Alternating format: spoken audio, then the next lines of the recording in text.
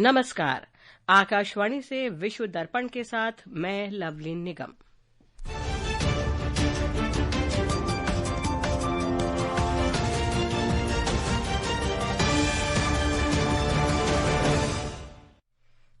भारत ने रूस से तेल आयात का हवाला देते हुए भारतीय वस्तुओं पर अतिरिक्त टैरिफ लगाने को लेकर अमेरिका पर निशाना साधा।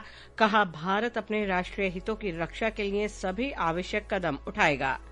राष्ट्रीय सुरक्षा सलाहकार अजीत डोभाल ने मॉस्को में द्विपक्षीय रक्षा और सुरक्षा सहयोग पर रूस के वरिष्ठ अधिकारियों के साथ बैठक की। यूक्रेन संघर्ष के बीच अमेरिका के विशेष दूत स्टीव विटकॉफ ने क्रेमलिन में रूस के राष्ट्रपति व्लादिमीर पुतिन से मुलाकात की और विश्व स्वास्थ्य संगठन ने तपेदिक उपचार के लिए भारतीय चिकित्सा अनुसंधान परिषद के ऐतिहासिक अध्ययन की सराहना की। और अब समाचार विस्तार से। भारत ने आज अमेरिका द्वारा शुल्क लगाए जाने के खिलाफ अपनी प्रतिक्रिया देते हुए कहा है कि यह कार्रवाई अनुचित, अन्यायपूर्ण और अविवेकपूर्ण है। यह कदम अमेरिका के राष्ट्रपति डोनाल्ड ट्रंप द्वारा भारत पर 25% का अतिरिक्त शुल्क लगाए जाने के बाद उठाया गया है। एक रिपोर्ट। विदेश मंत्रालय ने एक बयान में कहा कि भारत अपने राष्ट्रीय हितों की रक्षा के लिए सभी आवश्यक कदम उठाएगा। इस बात का उल्लेख करते हुए कि अमेरिका ने हाल ही में रूस से भारत के तेल आयात को निशाना बनाया है, विदेश मंत्रालय ने कहा कि भारत इन मुद्दों पर अपनी स्थिति पहले ही स्पष्ट कर चुका है, जिसमें यह तथ्य भी शामिल है कि देश का आयात बाजार कारकों पर आधारित है और भारत के 140 करोड़ लोगों की ऊर्जा सुरक्षा सुनिश्चित करने के समग्र उद्देश्य से किया जाता है। मंत्रालय ने कहा कि यह बेहद दुर्भाग्यपूर्ण है कि अमेरिका ने भारत पर उन कदमों के लिए अतिरिक्त शुल्क लगाने का विकल्प चुना है जो कई अन्य देश भी अपने राष्ट्रीय हित में उठा रहे हैं। विदेश मंत्रालय ने कहा कि अमेरिका ने हाल के दिनों में रूस से भारत के तेल आयात को निशाना बनाया है। विश्व दर्पण के लिए आनंद पाठक। राष्ट्रीय सुरक्षा सलाहकार अजीत डोभाल ने आज भारत रूस रक्षा और सुरक्षा सहयोग पर चर्चा के लिए रूस के वरिष्ठ अधिकारियों के साथ बैठक की। श्री डोभाल की यह यात्रा ऐसे समय में हो रही है जब अमेरिका के राष्ट्रपति डोनाल्ड ट्रंप ने घोषणा की है कि वो रूस से भारत की तेल खरीद के कारण भारतीय वस्तुओं पर शुल्क बढ़ाकर 25% कर देंगे। एक रिपोर्ट। ये यात्रा भारत और रूस के बीच सहयोग पर केंद्रित है। श्री डोभाल के रक्षा उद्योग सहयोग पर भी बातचीत करने की संभावना है। भारत का रक्षा क्षेत्र में रूस के साथ दीर्घकालिक और व्यापक सहयोग है। दोनों देश कई द्विपक्षीय परियोजनाओं में शामिल रहे हैं। इसमें S-400 की आपूर्ति, T-90 टैंकों और Su-30 MKI का लाइसेंस प्राप्त उत्पादन, MiG-29 और कामोव हेलीकॉप्टर की आपूर्ति, INS विक्रमादित्य और भारत में AK-203 राइफलों का उत्पादन और ब्रह्मोस मिसाइलें शामिल हैं। समाचार कक्ष से शशांक कुमार। भारत और रूस ने आज औद्योगिक तथा आर्थिक सहयोग को प्रगाढ़ बनाने संबंधी अपनी रणनीतिक साझेदारी और साझा प्रतिबद्धता की पुनः पुष्टि की।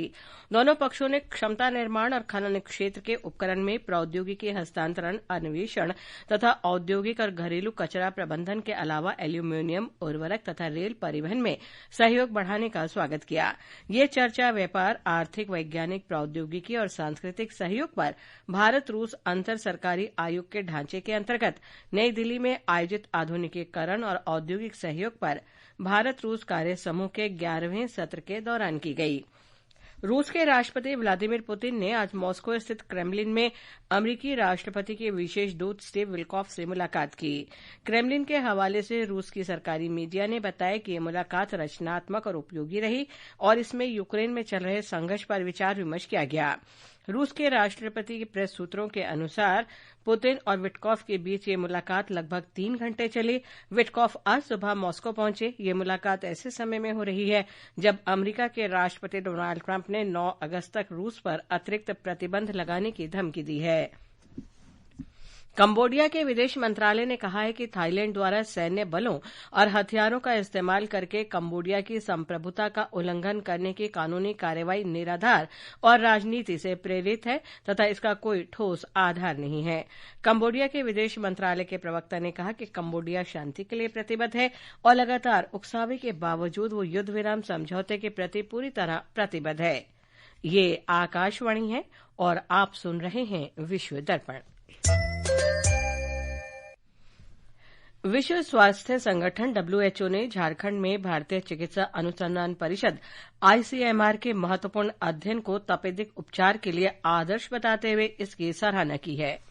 वर्ष 2023 में द लैंसेट ग्लोबल हेल्थ ने रासंस अध्ययन में पाया कि तपेदिक रोगियों को पोषण युक्त भोजन देने से उनके उपचार में महत्वपूर्ण वृद्धि हुई और मृत्यु दर भी घटी है। अध्ययन के अनुसार जिन रोगियों को भोजन राशन प्राप्त हुए वे रोग से बेहतर तरीके से उबरने में सफल रहे। पोषण युक्त भोजन प्राप्त करने वाले रोगियों में मानक उपचार पाने वाले रोगियों की तुलना में जीवित रहने की दर बेहतर हुई। विश्व स्वास्थ्य संगठन ने वैश्विक स्तर पर तपेदिक को समाप्त करने के लिए दक्षिण पूर्व एशियाई क्षेत्र के देशों को इसी प्रकार की रणनीति अपनाने का आह्वान किया है। तपेदिक से लाखों लोग प्रभावित होते हैं और प्रत्येक वर्ष इस रोग से हजारों लोगों की मृत्यु होती है। विशेषज्ञों का मानना है कि तपेदिक उपचार में पोषण युक्त भोजन का समायोजन इस रोग को समूल नष्ट करने में परिवर्तनकारी कदम साबित हो सकता है। विश्व दर्पण के लिए समाचार कक्ष से प्रशांत कुमार। अरुणाचल प्रदेश की पर्वतारोही कबा कियानो ने सोमवार को अफ्रीका की सबसे ऊंची चोटी माउंट किलिमंजारो की चढ़ाई सफलतापूर्वक संपन्न की। यानो सभी 7 महाद्वीपों की सबसे ऊंची चोटियों अर्थात 7 शिखरों वाले पर्वतारोहण अभियान पर है। समुद्र से 5,895 मीटर की ऊंचाई वाले तंजानिया के किलिमंजारो पर्वत अफ्रीकी महाद्वीप की सबसे ऊंची चोटी है।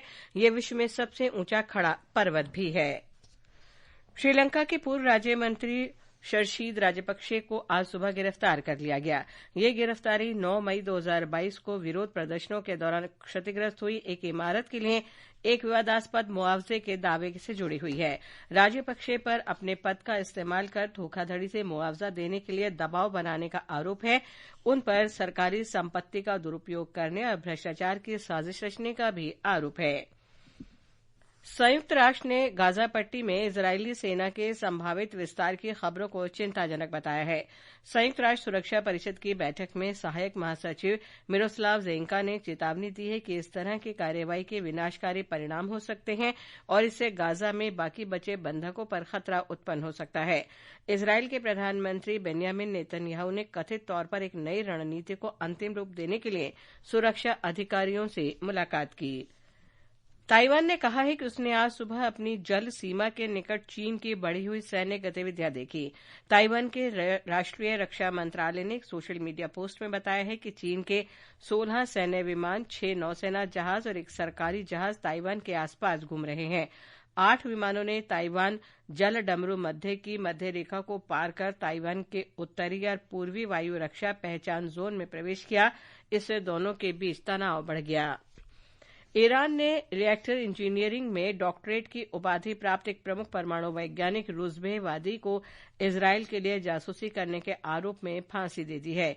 ईरानी अधिकारियों का कहना है कि वादी की भर्ती संवेदनशील आंकड़ों का संचार करने के कार्य के साथ विदेश में हुई थी।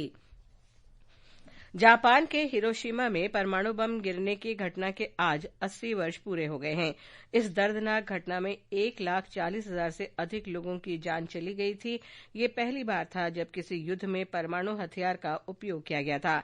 इस परमाणु बम को लिटिल बॉय का नाम दिया गया था। इस घटना ने मानव निर्मित विनाश की भयावह क्षमता को उजागर किया था। रूस के कामाचात्का प्रायद्वीप में क्लूचेवेस्कॉय ज्वालामुखी के पास बांध टूटने की खबर है। इसके बाद क्षेत्र में यातायात बाधित होने की संभावना बढ़ गई है। पिछले महीने की 30 तारीख को आए जोरदार भूकंप के कारण उत्पन्न हुई ज्वालामुखी गतिविधियों को इस क्षति का कारण माना जा रहा है। चीन के ग्वांगझू प्रांत में आज बारिश के कारण हुए भूस्खलन में 7 लोग लापता हो गए। कई घर क्षतिग्रस्त हो गए। बचाव कर्मियों ने भूस्खलन में फंसे कुल 14 लोगों में से 7 लोगों को बचा लिया है। बचाव कार्य जारी है। दक्षिण कोरिया में इस सप्ताह मूसलाधार बारिश जारी रहने की संभावना है। देश के कुछ हिस्सों में 120 मिलीमीटर से अधिक वर्षा की संभावना है। अंत में मुख्य समाचार एक बार फिर। भारत ने रूस से तेल आयात का हवाला देते हुए भारतीय वस्तुओं पर अतिरिक्त टैरिफ लगाने को लेकर अमेरिका पर निशाना साधा। कहा, भारत अपने राष्ट्रीय हितों की रक्षा के लिए सभी आवश्यक कदम उठाएगा। राष्ट्रीय सुरक्षा सलाहकार अजीत डोभाल ने मॉस्को में द्विपक्षीय रक्षा और सुरक्षा सहयोग पर रूस के वरिष्ठ अधिकारियों के साथ बैठक की। यूक्रेन संघर्ष के बीच अमेरिका के विशेष दूत स्टीव विल्कॉफ ने क्रेमलिन में रूस के राष्ट्रपति व्लादिमीर पुतिन से मुलाकात की। इसके साथ ही विश्व दर्पण का ये अंक समाप्त हुआ। नमस्कार।